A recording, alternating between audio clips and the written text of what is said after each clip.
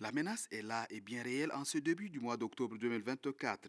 La montée des eaux gagne du terrain dans la plus grande partie du pays. À ces jours, l'on compte 15 provinces touchées sur les 23 qui comptent les pays. Une situation qui ôte les sommets au gouvernement de l'ambassadeur Almay Halina.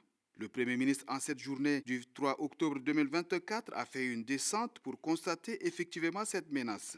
Aussi, en vue de faire face à cette situation et relever les défis, il a fait une communication à l'attention du corps diplomatique et des partenaires techniques et financiers.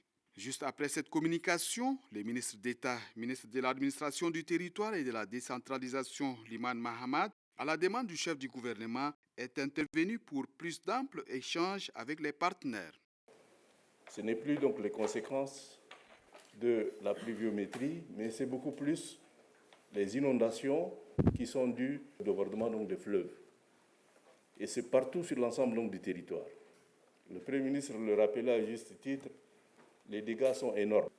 L'appui, l'assistance que nous sollicitons donc de nos partenaires, aussi minime soit-elle, ne peut être que salutaire dans un contexte où particulièrement les populations sont exposées donc au péril.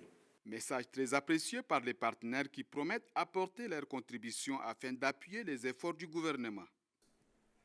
Nous voulons franchement ici, encore une fois, féliciter le gouvernement du Tchad, à commencer par les plus hautes autorités, pour la mise en place des mécanismes de coordination qui facilitent l'action humanitaire.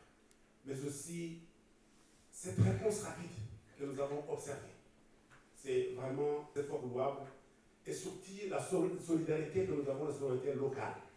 Les populations locales sont toujours les premiers à répondre, à apprécier. Je voudrais finir par les acteurs humanitaires, le système des Nations Unies, les ONG, et bien sûr, avec tous nos donateurs qui sont ici présents, nous resterons toujours à vos côtés, aux côtés du peuple tchadien, aux côtés du gouvernement tchadien, pour répondre à tous ces besoins et surtout à ces inondations.